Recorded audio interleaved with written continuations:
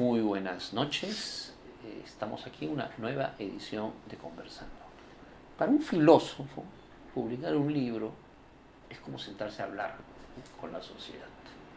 Un filósofo, supongo, intuyo, escribe para hacer pensar, pero para un filósofo debe ser fundamental que la gente sea recíproca, que un pensamiento genere otro pensamiento. Por eso es cuando un filósofo escribe un libro, está en un acto realmente trascendente de la evolución de su pensamiento.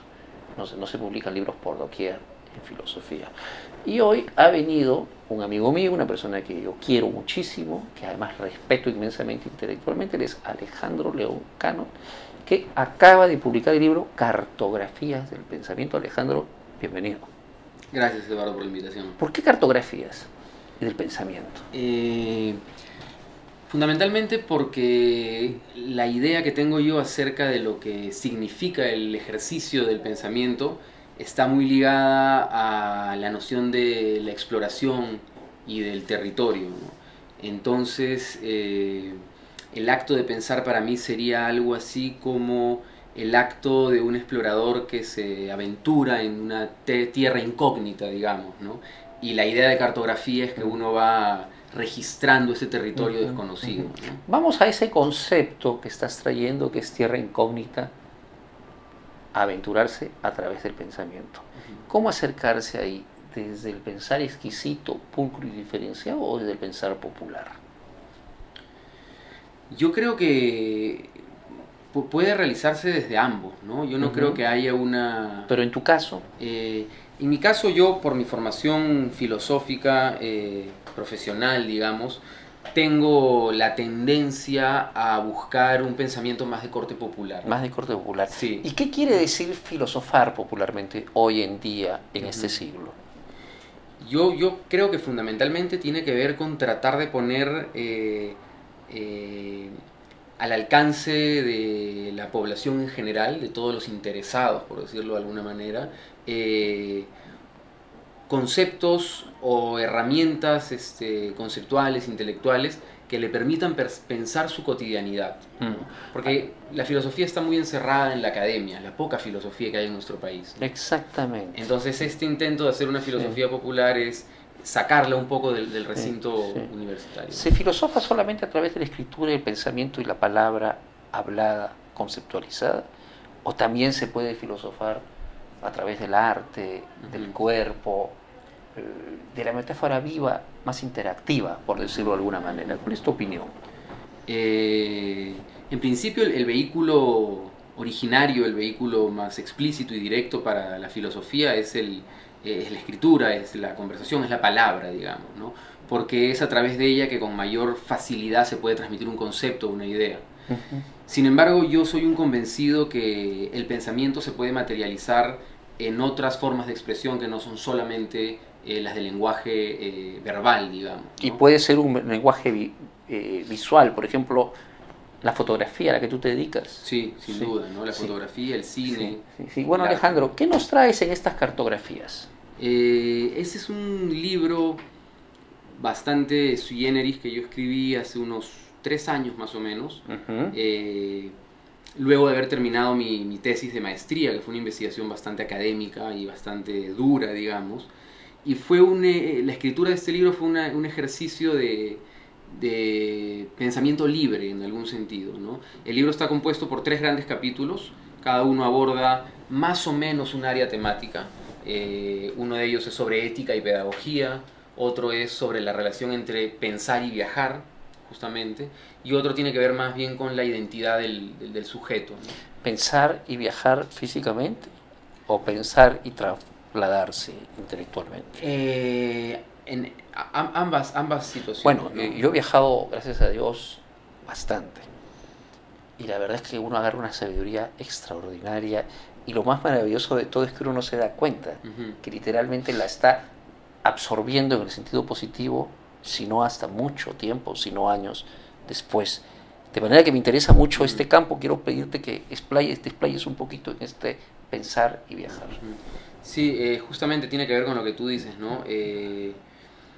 Una de las ideas claves del libro y de esa sección particularmente es que los individuos solamente comenzamos a pensar, en un sentido profundo del término si quieres, cuando empezamos a movernos más allá de nuestra zona de confort, por decirlo así, Claro. de nuestro cálido hogar. De nuestro status quo, vamos a llamarle de movimiento. Exacto, exacto, ¿no? Claro. Y entonces en ese emprender una línea de fuga que nos pone fuera de nuestro pequeño mundo, Claro. empezamos a visibilizar, levantar, percibir nuevas realidades. Desde, Claro. Y no tiene por qué ser de fuga, que es una expresión, puede ser de crecimiento. Evidentemente, Depende del ¿no? punto de vista. Sí, sí, la idea de Sí. fuga acá tiene que Sí, ver con sí. trasladarse, desplazarse Sí, de un espacio sí, a otro, ¿no? sí. ¿Por qué relacionas la ética con la educación? ¿No está una implicada dentro de la otra intrínsecamente? Sí, sí. Sí, y eso es justamente lo que en la otra sección del libro trato un poco, a partir de varios ensayos pequeños, de evidenciar, digamos, ¿no? Lo que ocurre es que muchas veces, y esto lo pienso a partir de mi propia experiencia como docente universitario, se termina asociando la educación o a una mera transmisión de información o a una cuestión de profesionalización técnica.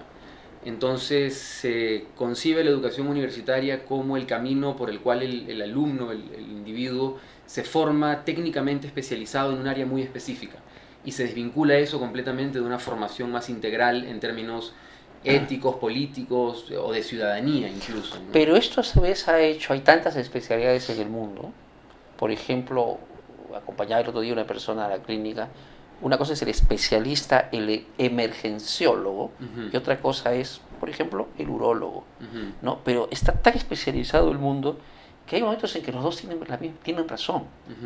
¿Estamos viviendo un mundo de muchas verdades paralelas? Digamos, en el caso específico de la especialización profesional, yo creo que esta surge por una necesidad del sistema, del sistema capitalista que busca, digamos, acrecentar sus niveles de producción y por lo tanto necesitas una mayor eficiencia en las tareas realizadas, ¿no? Y eso está bien, en algún sentido, es útil, es funcional y permite que el sistema se desarrolle mejor. Pero lo que eso trae como una consecuencia, digamos, negativa, es que termina convirtiéndonos a los seres humanos, a los sujetos, en seres unidimensionales. Entonces formamos individuos que son el especialista en tal área, al interior de tal disciplina, y que pasa la mayor parte de su existencia, de su vida, realizando esa labor, ¿no? Entre otras cosas porque nunca se fue en fuga. Porque, exactamente, porque nunca tomó esta línea hacia, digamos, el afuera de su profesionalización, ¿no? Alejandro, el pienso luego existo, ¿sigue vigente? O sea, ¿estamos obligados a mantenernos en esa línea? ¿No podemos ser mucho más que un pensar nosotros, los que habitamos la Tierra, en general? No estoy hablando solamente del ser humano. Bueno, esa afirmación de Descartes, de inicios de la modernidad, tenía, digamos, como pretensión reafirmar al individuo por encima de órdenes, por ejemplo, teológicos o trascendentes que primaban, ¿no? Entonces es como que fundadora del individualismo moderno, de la aparición de la noción de derechos individuales, de libertades subjetivas. ¿Debemos avanzar más todavía en un individualismo, llamémoslo ecológico, donde nosotros somos solo nosotros y lo demás no importa? Los animales no tienen mente, a propósito de pensamiento popular. Bueno, ese es un tema complejo, ¿no? Yo creo que si entendemos la mente como la capacidad que tiene el animal humano de simbolizar, de producir lenguajes y un orden de representaciones del mundo, yo diría en principio que no, que los animales no tienen mente, ¿no? Alejandro, una pregunta un poquito provocadora porque Sí. yo mismo conozco la respuesta, pero eso que tú dices es así. Acerca de los animales. Sí. Eh, No, porque yo, por ejemplo, a cada rato veo imágenes, los osos panda, los gatitos, los perritos, y veo una comunicación muy fluida y hasta social entre ellos en su hábitat. Sí. ¿Qué pasa con el pensamiento filosófico y ecológico? Hay una palabra que no me acuerdo cómo se llama, que habla de la parte ambiental de los animales. No la tengo, incluso hay una maestría, creo que en Estados Unidos, sobre el tema. ¿Cómo pensar la Tierra hoy en día? ¿Pensamos solamente por nosotros o tenemos que trascender las fronteras? Justo en mi libro hay un pequeño texto que aborda un poco esa cuestión Lo que yo pienso particularmente es que hoy en día se está discutiendo mucho en torno a hacer extensivos derechos que normalmente pertenecen a los humanos, a la naturaleza, y se habla de derechos de los animales, ¿no?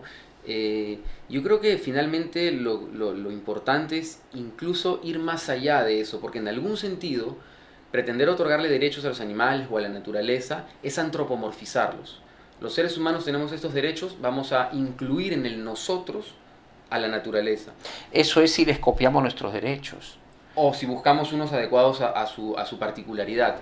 Pero lo que yo creo es que lo que hay que modificar es la representación que el ser humano tiene de sí mismo como una especie que se distingue del resto de la naturaleza. ¿Y eso no tiene que ver con el pienso luego existo?